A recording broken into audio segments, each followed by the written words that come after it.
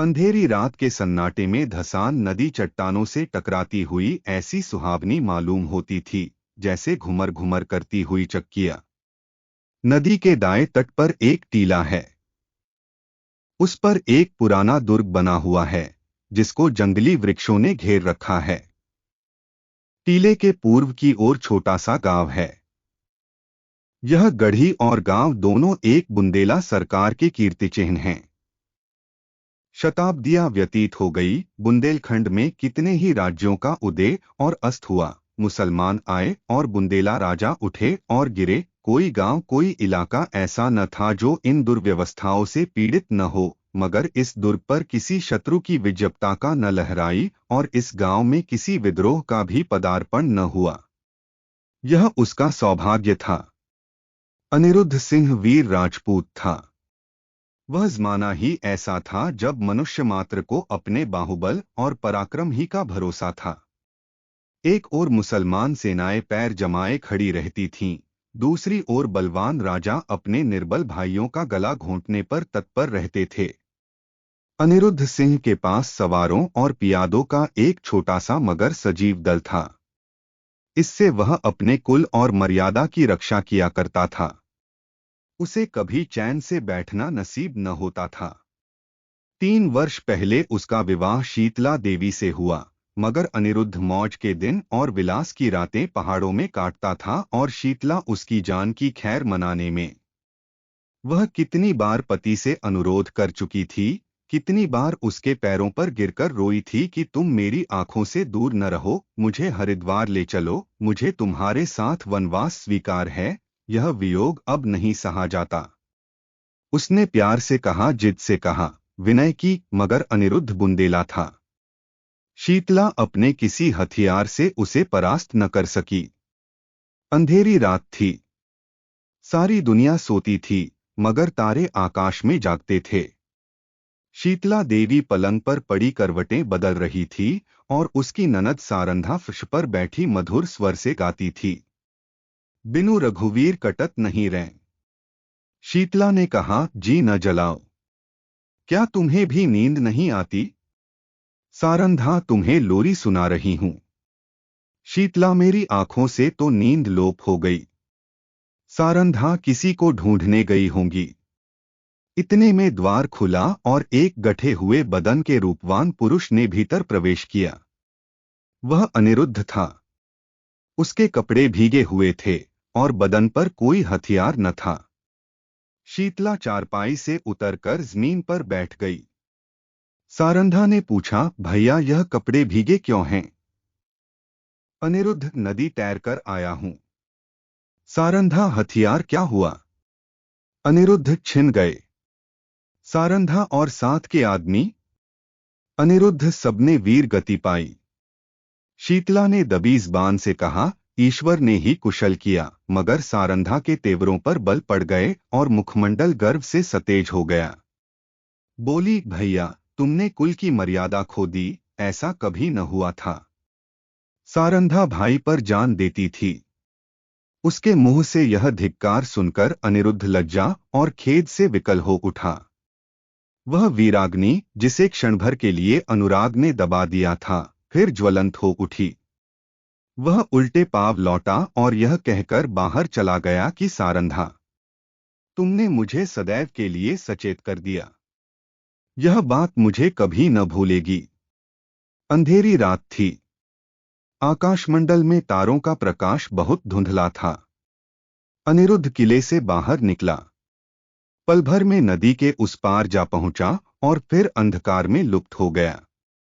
शीतला उसके पीछे पीछे किले की दीवारों तक आई, मगर जब अनिरुद्ध छलांग मारकर बाहर कूद पड़ा तो वह विरहिणी चट्टान पर बैठकर रोने लगी। इतने में सारंधा भी वहीं आ पहुंची। शीतला ने नागिन की तरह बल खाकर कहा, मर्यादा इतनी प्यारी है? सारंधा, हाँ। शीतला, अपना पति होता तो हृदय में छिपा लेती। सारंधा, न, छाती में छुरा चुभा देती। शीतला ने ऐंठ कर कहा, चोली में छिपाती फिरोगी। मेरी बात गिरह में बांध लो। सारंधा, जिस दिन ऐसा होगा, मैं भी अपना वचन पूरा कर दिखाऊंगी। इस घटना के 3 महीने पीछे अनिरुद्ध मदरौना को जीत करके लौटा और साल भर पीछे सारंधा का विवाह ओरछा के राजा चंपतराय से हो गया। मगर उस दिन की बातें दोनों महिलाओं के हृदयस्थल में कांटे की तरह खटकती रहीं। राजा चंपतराय बड़े प्रतिभाशाली पुरुष थे।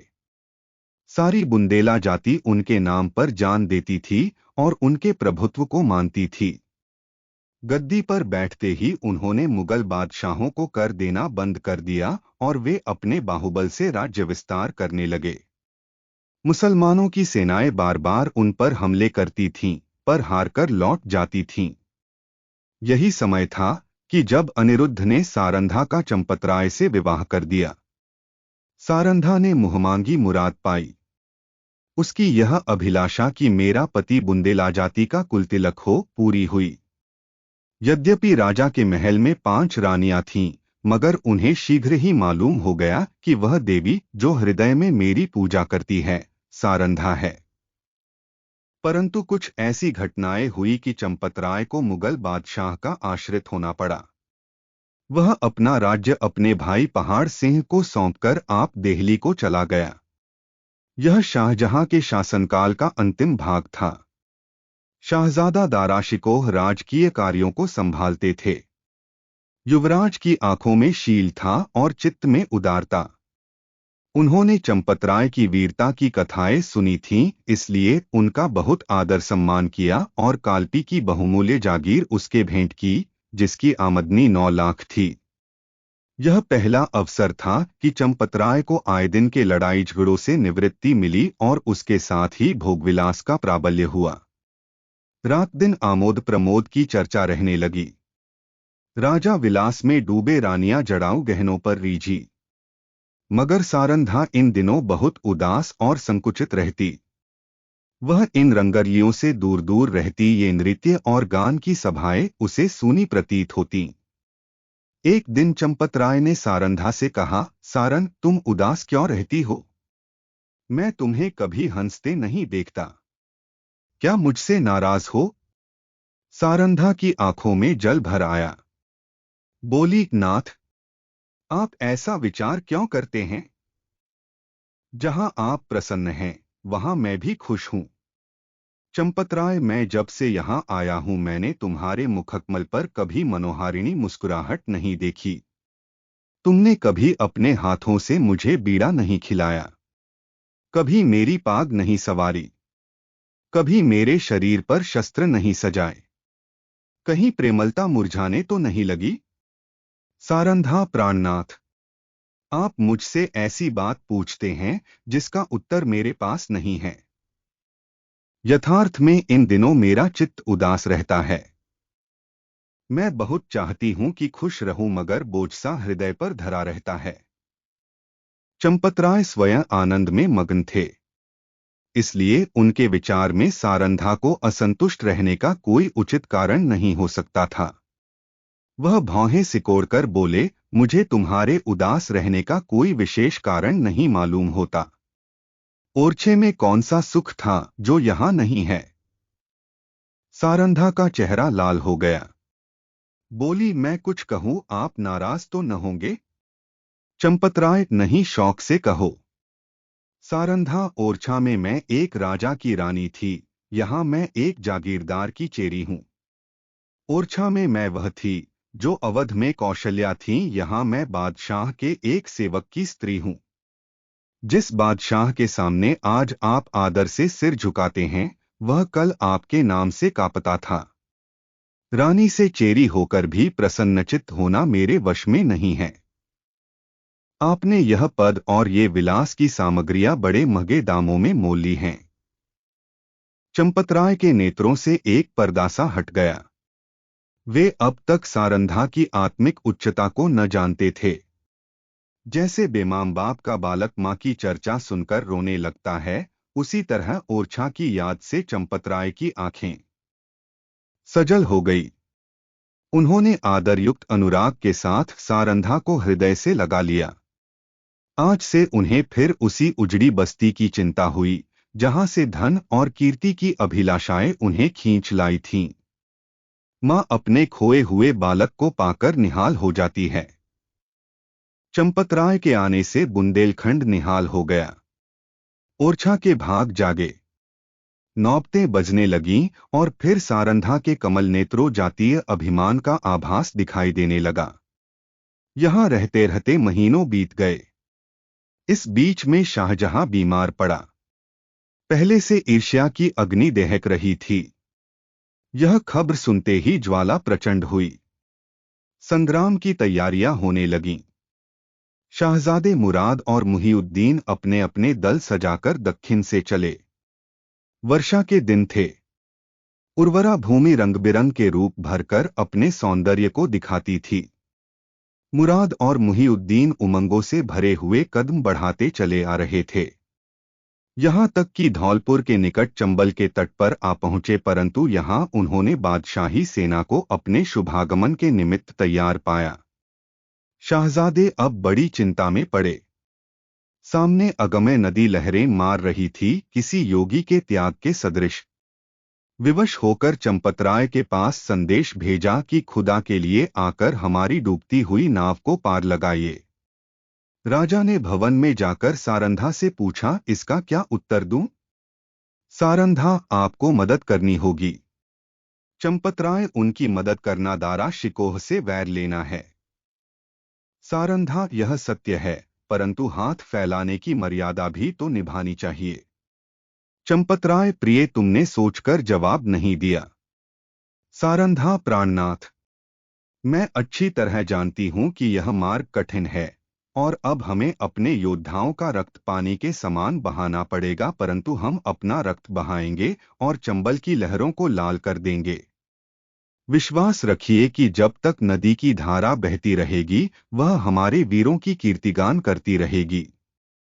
जब तक बुंदेलों का एक भी नाम लेवा रहेगा, ये रक्त बिंदु उसके माथे पर केशर का तिलक बनकर चमकेगा। वायुमंडल में मेघराज की सेनाएं उमड़ रही थीं। ओरछे के किले से बुंदेलों की एक काली घटा उठी और वेग के साथ चंबल की तरफ चली। प्रत्येक सिपाही वीररस से झूम रहा था। सारंधा ने दोनों राजकुमारों को गले से लगा लिया और राजा को पान का बीड़ा देकर कहा, बुंदेलों की लाज अब तुम्हारे हाथ है। आज उसका एक एक अंग मुस्कुरा रहा है और हृदय हुलसित है। बुंदेलों की यह सेना देखकर शाहजादे फूले न समाये। राजा वहां की अंगुलंगुल भूमि से परिचित थे।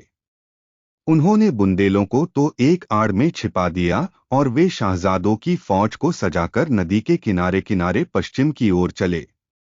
दारा शिकोह को भ्रम हुआ कि शत्रु किसी अन्य घाट से नदी उतरना चाहता है। उन्होंने घाट पर से मोर्चे हटा लिए। घाट में बैठे हुए बुंदेले उसी ताक में थे। बाहर निकल पड़े और उन्होंने तुरंत ही नदी में घोड़े डाल दिए। चंपतराय ने शाहजादा दारा शिकोह को भुलावा देकर अपनी फौज घुमा दी और वह बुंदेलों के पीछे चलता हुआ उसे पार उतार आया। इस कठिन चाल में 7 घंटों का विलंब हुआ, परंतु जाकर देखा तो 700 बुंदेलों की लाशें तड़प रही थीं। राजा को देखते ही बुंदेलों की हिम्मत बंध गई। शाहजादों की सेना ने भी अल्लाह अकबर की ध्वनि के साथ धावा किया। बादशाही सेना में हलचल पड़ गई। उनकी पंक्तियां छिन्न भिन्न हो गई, हाथों हाथ लड़ाई होने लगी, यहां तक कि शाम हो गई। रणभूमि रुधिर से लाल हो गई और आकाश में अंधेरा हो गया। घमासान की मार हो रही थी। बादशाही सेना शाहजादों को दबाए आती थी। अकस्मात पश्चिम से फिर बुंदेलों की एक लहर उठी और इस वेग से बादशाही सेना की पुष्ट पर टकराई कि उसके कदम उखड़ गए। जीता हुआ मैदान हाथ से निकल गया। लोगों को कुतूहल था कि यह दैवी सहायता कहां से आई। सरल स्वभाव के लोगों की धारणा थी कि यह फतह के फरिश्ते हैं, शाहजादों की मदद के लिए आए हैं, परंतु जब राजा चंपतराय निकट गए तो सारंधा ने घोड़े से उतरकर उनके पैरों पर सिर झुका दिया। राजा को असीम आनंद हुआ। यह सारंधा थी। समरभूमि का दृश्य इस समय अत्यंत दुखमय था। थोड़ी देर पहले जहां सजे हुए वीरों के दल थे,